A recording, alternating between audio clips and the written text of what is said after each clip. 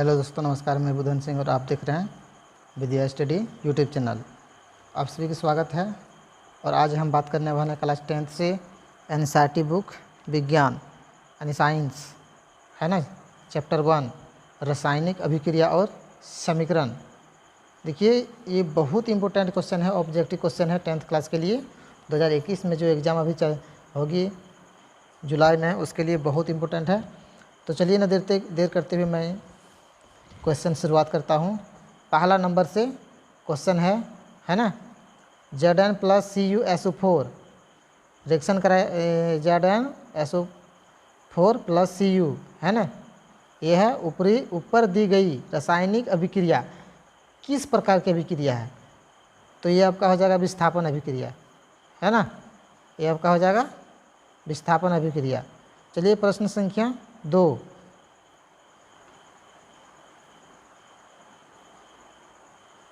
कहाँ चला गया? प्रश्न संख्या 2। प्रश्न संख्या 2 है, जब मैग्नीशियम फीता को जलाया जाता है तो उत्पन्न आग की लौ होती है ना। जब मैग्नीशियम फीता को जलाया जाता है तो उसका उत्पन्न की लौ होती है, तो किस कलर की होती है ना। पीली होती है, चमकीली होती है, कैसे होती है ना। तो ये आपका सी हो जाएगा, चमकीला होता है। चलिए प्रश्न संख्या 3। लाल तप्त लोहा पर जल वाष्प प्रवाहित करने पर निम्नांकित में कौन सा यौगिक बनता है? ये कौन सा यौगिक बनता है? लाल तप्त लोहा पर जल वाष्प प्रवाहित करने पर निम्नांकित में कौन सा यौगिक बनता है? जो लाल लोहा हम जल प्रवाहित कर देते हैं, तो जल प्रवाहित करते हैं तो ये कौन सा यौगिक बनता है? कौन सा यौगिक बनता है? ये बनता है Fe3O4 है ना, फेरस ऑक्साइड। चलिए अगला प्रश्न 4। निम्नलिखित में से कौन सा बुझा हुआ चूना है? बुझा हुआ चूना कौन सा है? तो बुझा हुआ चूना तो यही है, बी नंबर Ca है ना, OH2 दिया है। निम्न में से कौन सही है? अब कहता है कि निम्न में से कौन सही है ना। Na2CO3 10H2 यही वाला सही है, बी नंबर आपका राइट आंसर। नंबर 6 Na2SO4 है ना plus BaCl2 AQ reaction BaSO4S plus 2NaCl AQ है ना। ये आपका किस प्रकार का अभिक्रिया है? ये देख लीजिएगा पूरा बढ़िया से है ना। वियोजन है या संयोजन है या द्विविस्थापन है, इनमें से कोई नहीं है। क्या हो सकता है? ये आपका है द्विविस्थापन है ना, द्विविस्थापन अभिक्रिया है ये। चलिए 7 नंबर। एक जांच परखने में लिए गए विलयन में एक लोहे की कील को डुबाया गया। आधे घंटे के बाद यह देखा गया कि विलयन का रंग परिवर्तित हो चुका है। उस जांच प्रक्रिया में विलयन था है ना, उस जांच प्रक्रिया में विलयन था। तो क्या था? ZnSO4 CuSO4 FeSO4 Al2SO4 3। तो क्या हो सकता है? आपका CuSO4 हो सकता है। चलिए प्रश्न संख्या 8। अभिक्रिया CuO प्लस H2 रिएक्शन कराया Cu प्लस C यानी H2O है ना। किस प्रकार की अभिक्रिया ये आपका किस प्रकार की अभिक्रिया होगा? ये आपका हो जाएगा अपचयन अभिक्रिया। Number A. जब सोडियम हाइड्रोक्साइड जिंक से अभिक्रिया करता है तो कौन सा उत्पाद बनता है ना। तो कौन सा उत्पाद बनता है? ये तो सबको जानता होगा। ये बनता है आपका Na2 ZnO2 प्लस H2 है ना। ये बोला आपका right answer D number. Number 10 CuO plus H2 reaction कराया Cu प्लस H2O। किस प्रकार की अभिक्रिया है ये किस प्रकार की अभिक्रिया है? ये भी उपचयन अभिक्रिया है। चलिए अगला प्रश्न है, दी गई अभिक्रिया में कौन सा कथन सही है?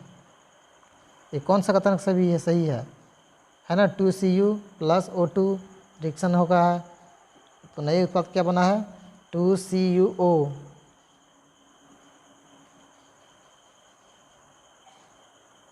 ये पर क्या हो जाएगा? ए नंबर हो जाएगा, कॉपर का ऑक्सीकरण। चलिए 12 नंबर, निम्नलिखित में से कौन सा उत्पाद लेड नाइट्रेट को गर्म करने पर प्राप्त होता है ना। तो NaNO2O2 है ना।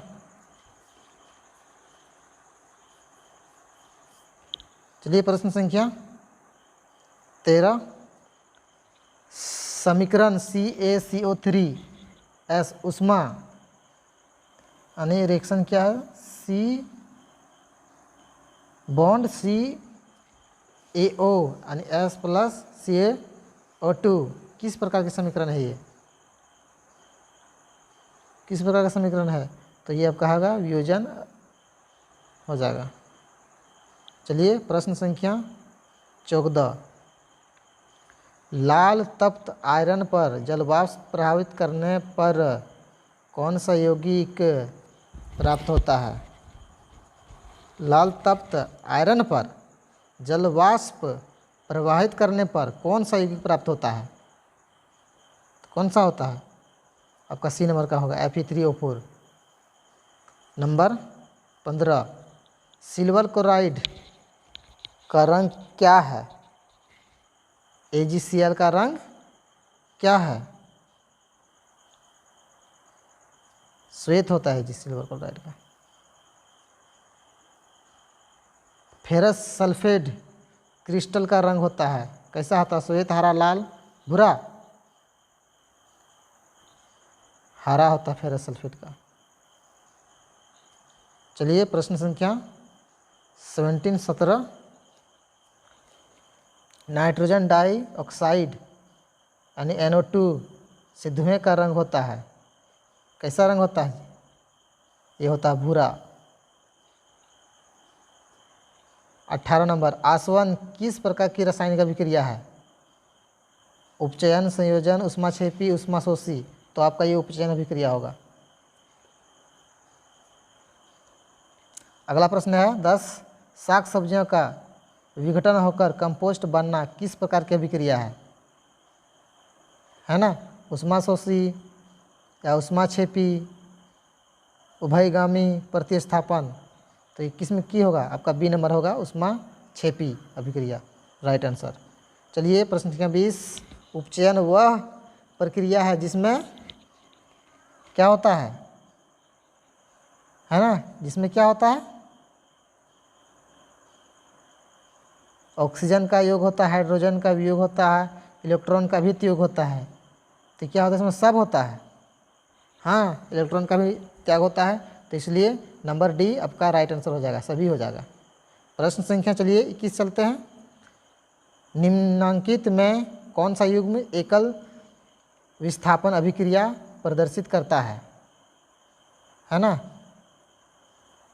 ये भी था विलयन एवं कॉपर धातु, विलयन एवं एल्युमिनियम धातु, विलयन एवं सिल्वर धातु, विलयन एवं कॉपर धातु, है ना। तो विलयन एवं कॉपर धातु होगा आपका डी नंबर आंसर।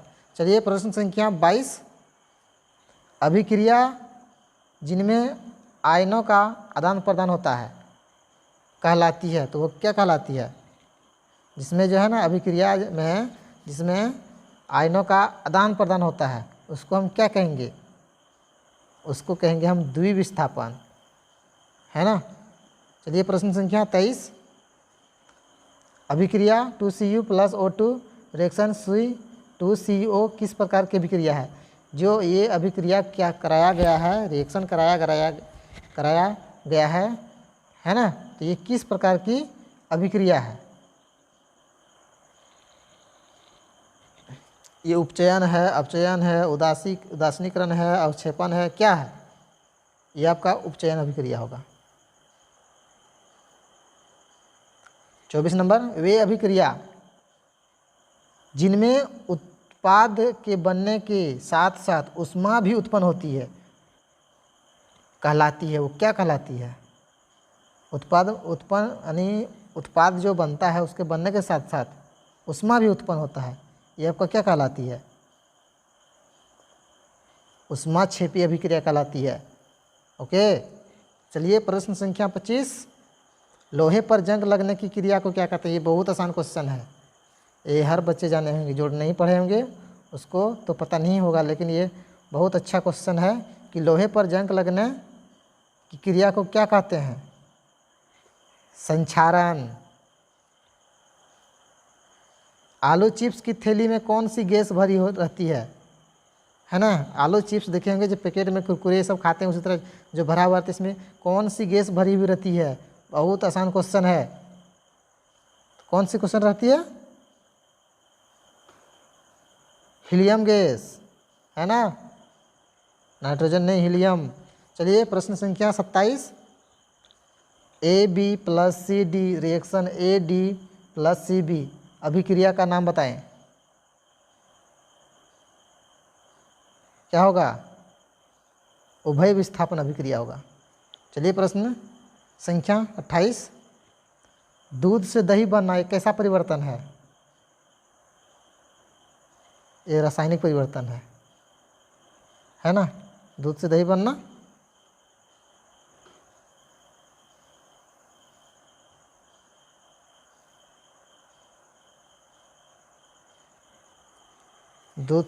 भौतिक परिवर्तन है कि नहीं?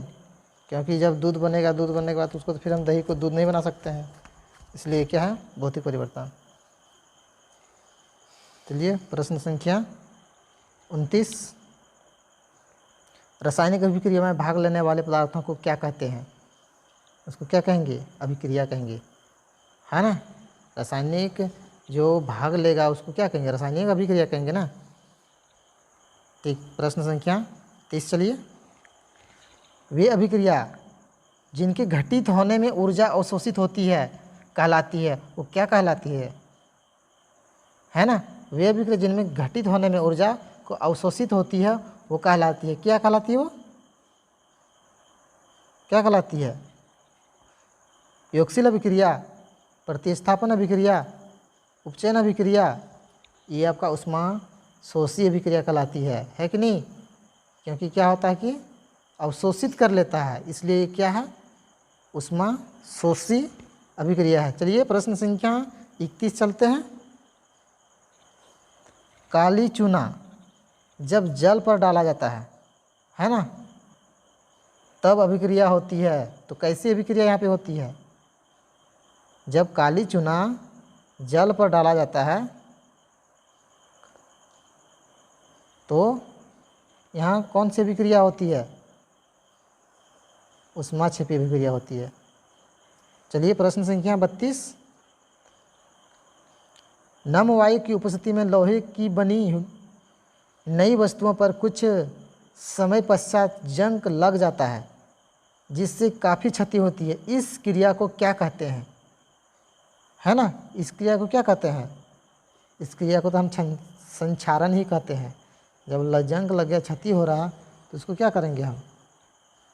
लोहे पर जंग लगना संक्षारण होता है। चलिए अगला प्रश्न 33, क्लोरोफिल और सुई का प्रकाश की उपस्थिति में पौधे वायु से कार्बन डाइऑक्साइड एवं पृथ्वी से जल ग्रहण करके अपना भोजन तैयार करते हैं। यह किस प्रकार की अभिक्रिया है? यह किस प्रकार की अभिक्रिया है? देख लीजिएगा बढ़िया से, नंबर बी होगा आपका, प्रकाश रासायनिक अभिक्रिया। चलिए प्रश्न 33, निम्नलिखित में कौन सा पदार्थ सूर्य प्रकाश के प्रभाव से घटित हो जाता है? कौन सा होता है? AgBr। चलिए प्रश्न 35, निम्नांकित में उपचायक है? कौन उपचायक है? तो आपका O2 है, ऑक्सीजन है जी।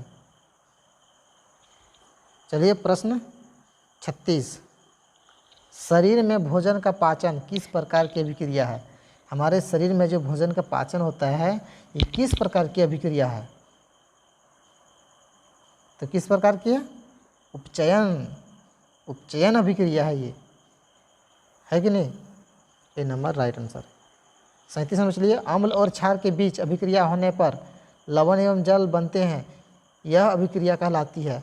तो कौन सी अभिक्रिया कहलाती है? यह उदासीन अभिक्रिया कहलाती है। चलिए प्रश्न 38, वसायुक्त अथवा तेलीय खाद्य सामग्री को जब लंबे समय तक रख दिया जाता है तो वह विकृत गंधी हो जाता है। तो इसका कारण क्या है? उसका क्या है? उपचयित हो जाता है, इसलिए क्या होता है कि ये गंध देने लगता है। चलिए प्रश्न संख्या 39, प्राकृतिक गैस का दहन CH4, प्राकृतिक गैस जिसको गोबर गैस कहते हैं, है ना, मेथेन गैस, उसको हम प्राकृतिक गैस कहते हैं। तो प्राकृतिक गैस का दहन होता है ऑक्सीकरण, संश्लेषण प्रतिक्रिया, विस्थापन अभिक्रिया, इनमें से कोई नहीं।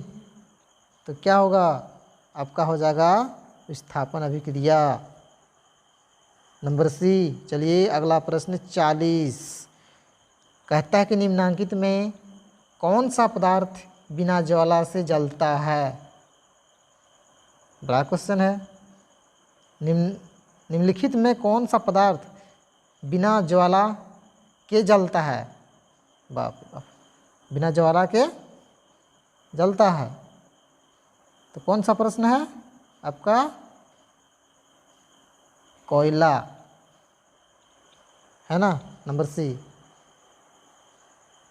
तो चलिए दोस्तों, आई होप हम जानते हैं कि आप लोग समझ गए होंगे।